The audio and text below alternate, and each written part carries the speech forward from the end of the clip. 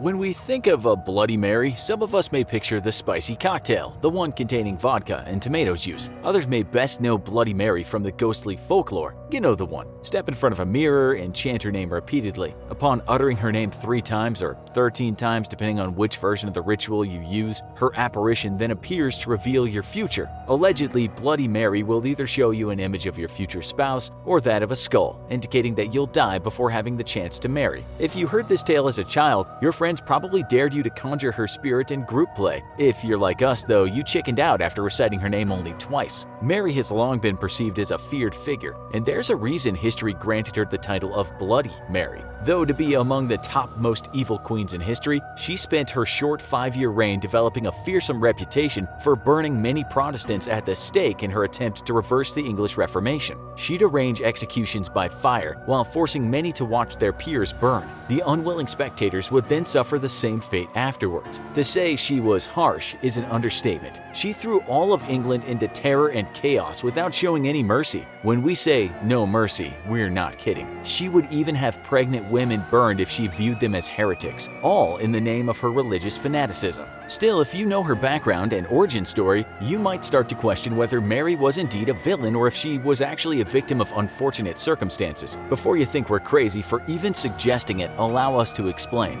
After learning about her story, you can decide for yourself what you think to be the case. Before she was the crazed queen, she was just a little girl. Born in 1516, Mary Tudor was the only surviving child of King Henry VIII and Queen Catherine of Aragon. Initially, life for her started out great. She was a little princess beloved by her mother, her father, and the people of England. There was just one problem. She was a girl. Realizing there may be no other children, mainly no sons, to inherit the throne, Mary's mother Catherine groomed her at an early age for a promising future as the Queen of England to be. Catherine taught her Latin, thought at the time to be a man's language, so that Mary could someday fulfill the most masculine of roles, that of a sovereign. Though Henry was proud of this daughter, her accomplishments wouldn't be enough for him later, and he'd still want a son. Being the daughter of the King of England and the Spanish princess, Mary also was considered a hot commodity for marriage. Her hand was often promised to sons of various rulers for sake of alliances and political gain. All of these betrothals fell through though. When she turned 11, only a year under the minimum legal age for marriage, her future betrothal was more seriously considered. Before she could embark into a successful marriage, however, something happened that would change her life forever. That is, her father fell madly in love with a woman, Anne Boleyn, and wanted a divorce with her mother. This was probably the biggest, most defining event for Mary due to the numerous repercussions that followed. It was from this moment on that Mary would never again experience a day of happiness. Now, before you jump to judgment and think, well, lots of children's parents get divorced, but they don't grow up to become murderers, we'd advise you to consider that the prospect of divorce was a way bigger deal than it is today, especially for royalty. And this was no ordinary divorce, but rather an event that would forever alter the course of English history. There was also a string of negative consequences that resulted from this momentous change that caused a lot of trauma in Mary's life. And on top of everything situational that was going on, Mary's health wasn't the greatest. Specifically, she experienced severe menstrual problems, thought today to be endometriosis. She had something known as dysmenorrhea, which gave her agonizing pain and cramping, worse than the typical monthly discomfort that many women endure. It was chronic and recurring.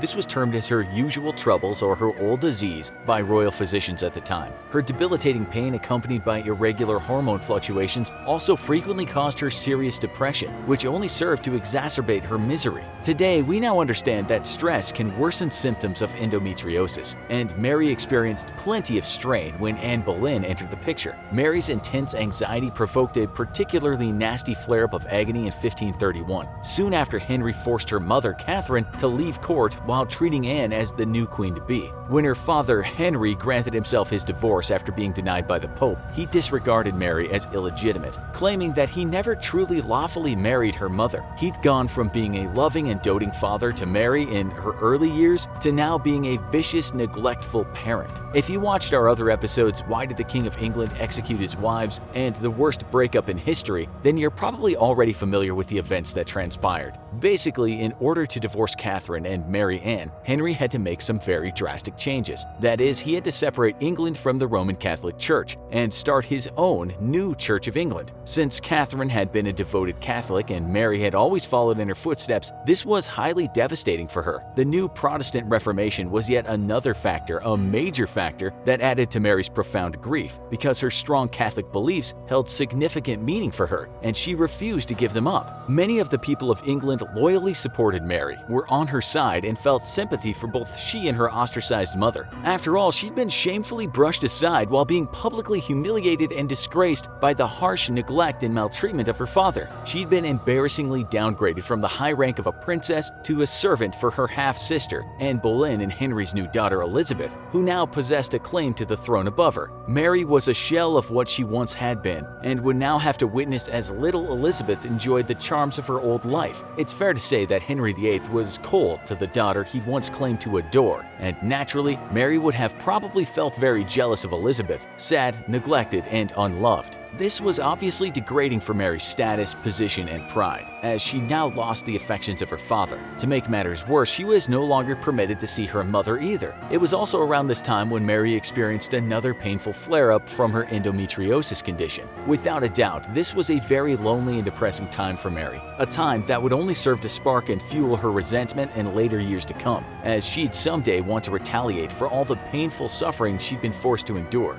While all of these changes were taking place, the popular but hushed belief was that the king was making a mistake, that he was being bewitched by Anne Boleyn, and that he was turning his back on God by ridding the country of the Catholic faith. Many people asserted that Mary still had the rightful claim to the throne, even though she'd been stripped of her title as princess. The people had adored her mother Catherine as their queen, but they hated Anne for being in essence a homewrecker. For this reason, Anne was perceived as being the great whore, and Mary was thought to be a heroic symbol of rebellion among the English people. Not surprisingly, Mary's refusal to acknowledge the annulment of her mother's marriage and recognize Anne as queen and relinquish her own positions as princess greatly angered her father. During this time, Mary was in a very precarious situation. Her very existence was called into question, with whispers of possible allegations of treason to be tried against her. The year of 1536 provided two major life events, turning points in her future direction. First, Mary's mother died, which struck her with further painful grief. She was depressed beyond consolation and no longer believed there was a life for her in England. She wanted desperately to leave for her mother's home country of Spain. But then something else changed. Anne Boleyn was ordered by Henry to be executed for allegations presumably staged against her. Mary was extremely pleased with Anne's death. She had absolutely despised her for destroying her life. It also gave Mary a new sense of hope for her future. Perhaps her father had changed his mind. At once, Mary wrote to him, hoping to be welcomed back to court and back in his good graces. But in return, Henry wrote that he was still displeased by Mary's stubbornness and still wanted her to submit to his law. Despite Anne Boleyn now being out of the picture, Henry continued to push that his daughter Mary recognize herself as illegitimate and her mother's marriage to him as having been unlawful. He forced her to sign a legal declaration of this. Mary was fully aware that she could be put to death if she didn't sign it. After all, if Henry was capable of killing his wife, he could certainly kill his daughter. For the Tudors, family drama could be deadly. And it wasn't just Mary's life at stake, but the lives of her most prominent supporters as well. Thus, Mary reluctantly signed the dreaded document against her conscience. As a reward, she was welcomed back to court, earned back her father's love, and was reinstated back into the line of succession. This brought her a decade of peace. You'd think it would have provided Mary with some form of a happy ending in this case, but you'd be wrong. The reality was that Mary would always live with a sense of guilt and regret for acting against her beliefs, the beliefs of God, and the beliefs of her now deceased mother, all to save her own skin and those of her friends and supporters. Yet, who can blame her? In many ways, though, she was her own harshest critic. Despite being back in good standing with her father, however, Mary still didn't marry during this time. This may be because, as we all famously know, Henry VIII was too busy collecting and discarding his own wives. Clearly, marrying off his first daughter wasn't much of a priority for him, so Mary remained single for a long time. Mary had also gained a brother, the son and heir that her father had desperately wanted, Edward VI. Mary was about 31 when her father died, and the young 9-year-old Edward took over as first in line to the throne. Mary was second in the line of succession, followed by her younger sister Elizabeth as ordered by Henry prior to his passing. But Edward, though very young, was a hardcore Protestant thanks to the influence that his advisors had over him. Thus, Mary once again fell into a threatening position due to her strong Catholic beliefs. This time, it was at the hands of her little brother, not her tyrannical father. Mary once again probably found herself in a familiar dark place, thinking there was no future and that her beloved Catholic faith would not survive this doomed world. Years of stress and the constant monthly pain she endured from her endometriosis took its toll on her, and she became a very weakened-looking and bitter woman. Thankfully for her, Edward's reign didn't last long because he became ill and died at the young age of 15. Not wanting his Catholic sister Mary to take over the throne, Edward had requested upon his dying breath that this Protestant cousin, Lady Jane Grey, succeed him. She would rule as queen for only 9 days before Mary's supporters rose up to help her take her rightful place on the throne. At the age of 37, Mary's reign as queen finally began.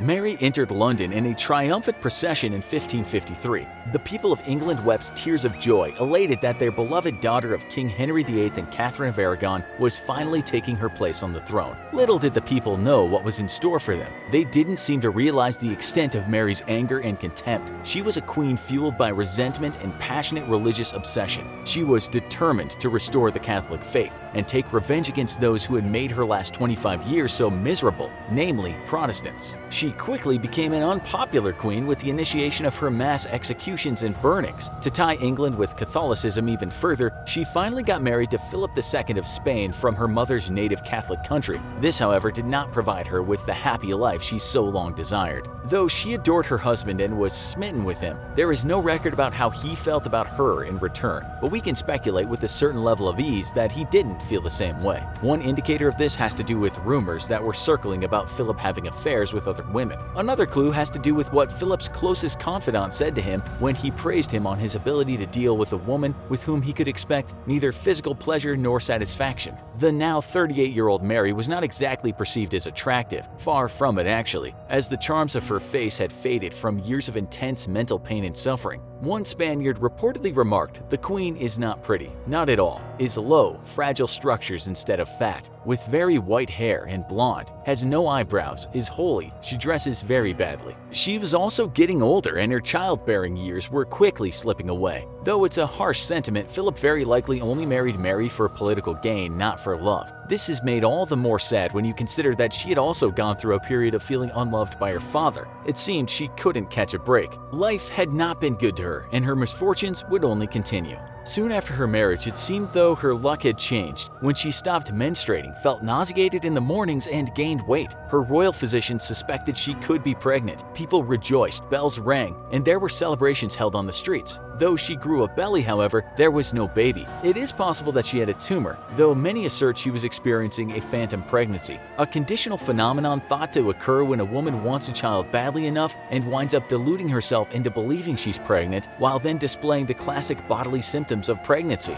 At the time, there was no way to distinguish a false pregnancy from a real one, so the only way to find out for sure was to simply wait until the baby was born. A birth chamber had been prepared for her, and a nursery contained a beautifully carved cradle. Many women were hired on standby to help care for the baby once it arrived. Letters announcing the birth had also been written and were ready to be sent. Time passed, but there still was no baby. In denial, Mary continued to insist that she could feel the child move in her womb. Rumors and speculations were quickly spreading as more time passed. Maybe Mary had lied about being pregnant to give people hope for an heir. Maybe instead of a baby, Mary was carrying a monkey. Eventually, she had to come to terms with the fact that she was not really pregnant. After going through 2 false pregnancies, Mary faced the cold, hard reality that she would not have an heir. Her childbearing years were over. She was enraged with the idea that Elizabeth would succeed the throne after her. She hated Elizabeth as the daughter of Anne Boleyn, the woman who started all the misery in Mary's life. She was also incredibly jealous of Elizabeth because she possessed the 2 main qualities that Mary did not. That is, Elizabeth was both young and beautiful. After a short, disastrous reign, Mary died in 1558, most likely from ovarian cancer derived from her untreated endometriosis. Her vision for a Catholic England crumbled, and Elizabeth took the throne. Mary's husband Philip, whom she loved so wholeheartedly, wrote that he felt only a moderate grief for her. Mary was beguiled even after death because she was not buried next to her mother, as per her request. Instead, she ended up being buried next to Elizabeth. To make matters worse, the gravesite of Mary and her hated sister is a monument to Elizabeth, which completely overshadows her. Mary is commemorated only by a slab of black marble with the infamous name Bloody Mary on it. In this way, it seems that Mary has pretty much gone down as one of history's biggest losers. She had a terribly difficult life, fraught with grief, pain, and misery. On top of everything,